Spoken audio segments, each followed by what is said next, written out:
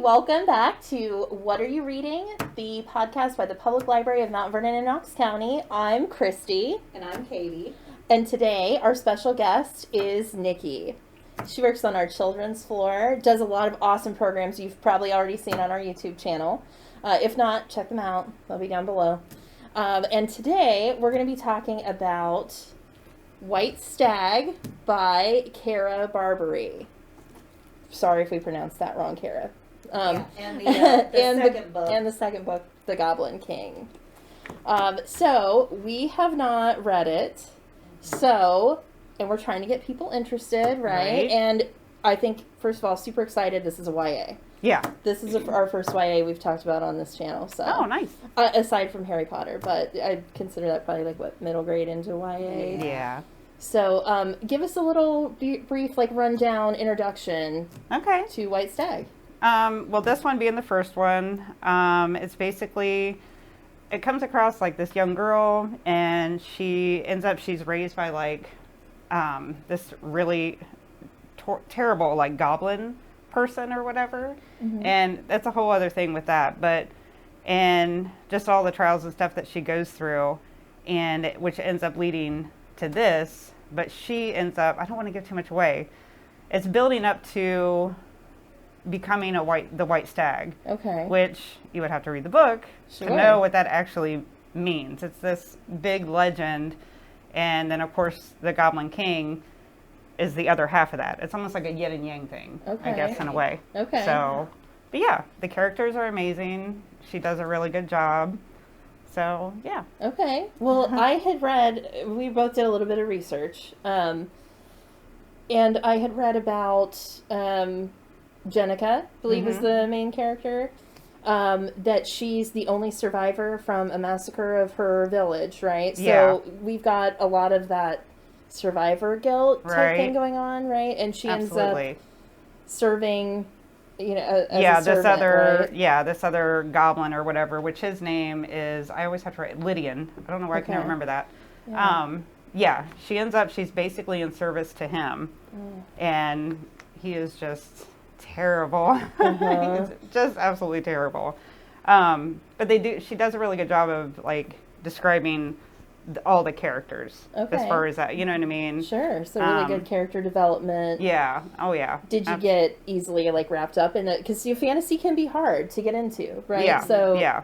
This one I read very quickly, probably too quick to the point where I should probably go back and read it again. Sure. Yeah.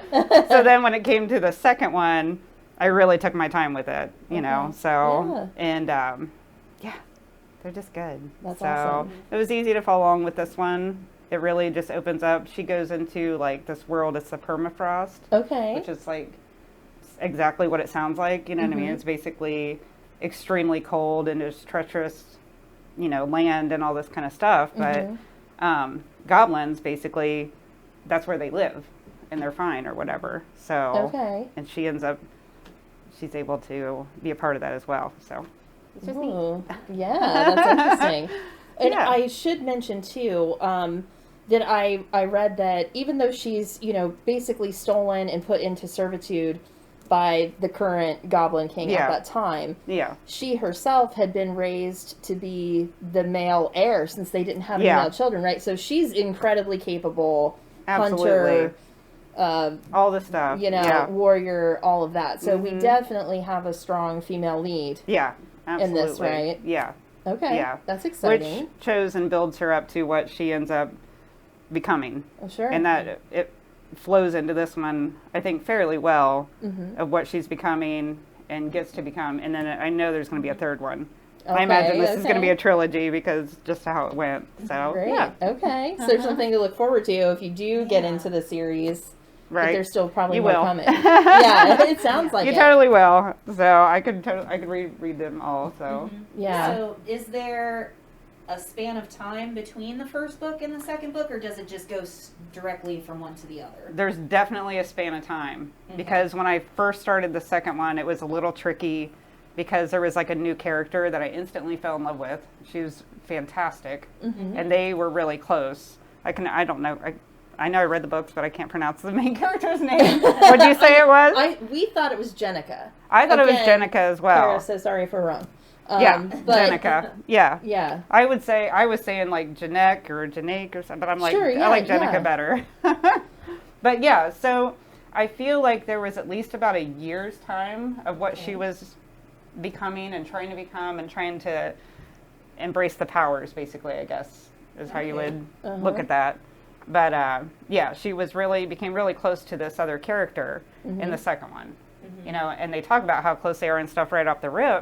And I'm like, well, wait a minute, who's this character? Yeah. But the way they talk about their relationship, it was okay. Like Okay, you're able to pick up on it and just kind of flow, you know, just go with it. So, Sure. Yeah. I kind of like that when you come into a story and you're like mid-action. Yeah. And then you kind of, which I read about White Stag as well, where you get the gaps filled in by flashback Yeah. type Yep. things. So, Absolutely. I mean, that's kind of an interesting way to write a story, and I do find it kind of exciting right. to be thrown right in the middle, and then you're like, right off the gate, Yeah. excited, Exactly. right? It's great. It's great. That is awesome. Yeah. Well, I wondered, because this is something I could definitely see Netflix, Hulu, one Absolutely. of those maybe optioning the rights. Mm-hmm. So who would have you ever thought about this? Who would you cast? Right. To Well, be that the was characters? Yeah, I've got my little cheat sheet here. Sorry. I initially, when I was thinking about it, because there's such a Nordic, you know, trace of that, you know, in the books or whatever, which reminds me of like Vikings and stuff like that. So I was thinking some of the characters from the TV show Vikings, Okay. but I've never really watched all those, so I don't know. But I imagine some of them could definitely pull off some of the characters. Okay. But my main one that I think would be fantastic for Lydian, which is the bad one or whatever, Christoph Waltz. Oh wow. Have you ever? Okay. Yeah. Yes. I could just picture him doing a fantastic job. Okay. Ruby Rose for the new character in this one. Oh wow. I think that it would just flow really well with her. Like it would be fantastic. Lee Pace Yeah. from Hobbit or That's whatever. awesome. Yeah. As Soren, which is the main Okay. character with Janica or whatever. Nice. Yeah. And Janica, I couldn't decide between like Jennifer Lawrence or the one lady from the Vikings Okay. TV show. Yeah, and that gives me a really good picture of. 'cause Right. Like I said, I read a very quick synopsis and did a little bit of research, and it's funny you said that because a lot of people on Goodreads mentioned the show Vikings as well, Yeah. and that also got us interested because since we hadn't read the book, Katie and I were both like, okay, what do these goblins look like? Right. So reading about the magic system and that they're like Viking-esque look, Yeah. what is an illusion, right? Yeah. Is that Absolutely. part of their magic? Yeah, I think so. And they have like a kind of almost, I guess you would call it like a discoloration or something. They're like pale, and then there's like a blue tint to them, and like their hair even, and just things like that as well. It goes along with like the permafrost as to where they That are makes or sense, from or yeah. whatever. Yeah. So yeah, Um, absolutely. Another part of that was that when White Stag picks up, hasn't she been with them for 100 years? Yeah.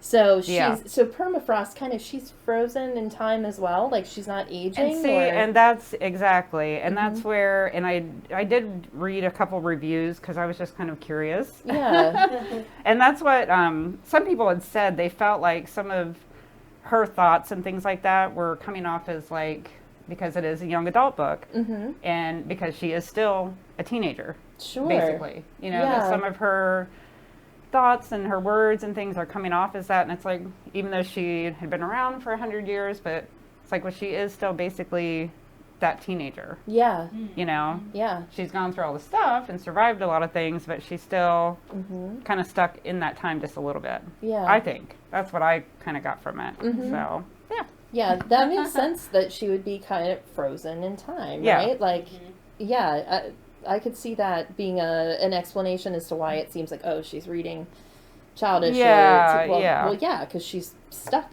Even though 100 years of life experience, but you're mentally stuck Yeah, exactly how you were when you crossed into the permafrost. exactly. Okay. Yeah. That Yeah. makes sense. Okay. Right? That's kind of what I thought. Yeah. I don't know.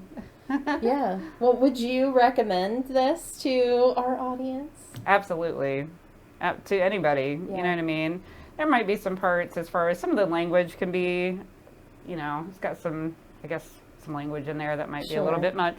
Uh-huh. But generally, all in all, it's just a really good storyline. Okay. Really good. It puts you almost in mind of like, you know, Middle Earth kind of stuff, Lord of the Mhm. Rings, that kind of thing. Obviously, not as in depth. Like Mm-hmm.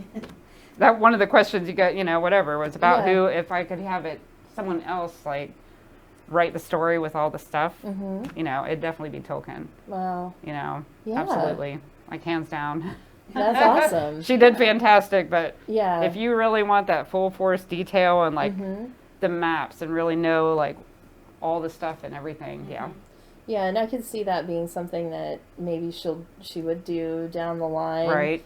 Especially if there's a lot more world building she wants to do outside of the trilogy, or she wants to Mhm. continue it on. That'd be super cool. Yeah. And maybe a graphic novel. Oh, that would Right? be cool. Yeah. That'd be awesome. I know these covers are beautiful. Yeah. So that catches your eye right away. And that's what got me initially, I think, Mhm. was just the cover. Oh, So, yeah. which is great. Oh, definitely. Yeah, I find that, you know, YA is so strong in cover design. So Yeah, they're always so absolutely. beautiful to look at and always catch my eye. So Yeah. that's how why I end up reading a lot of YA. Right? Ooh, what's They're that? good. Yeah, Yeah. exactly. Absolutely. Well, awesome, Nikki. Thank you so much for Yeah. joining us and sharing this with us. And, you know, I'm just excited to have some YA to talk about and, Right. you know that these are here so you can check these out. I can hold them up again. I don't know if we do Yes. zooming. Yeah, so you guys can see what we're talking about, how pretty they are. Pencil rolls away. Well, thank you guys so much for tuning in. You know, just come back to this channel anytime. We're going to have new podcasts coming all year long, so look forward to those. Summer reading program will be coming up this year too, so there will be tons of programming on this channel. So like and subscribe, do all that good stuff. Check us out on Spotify, and thank you for joining us.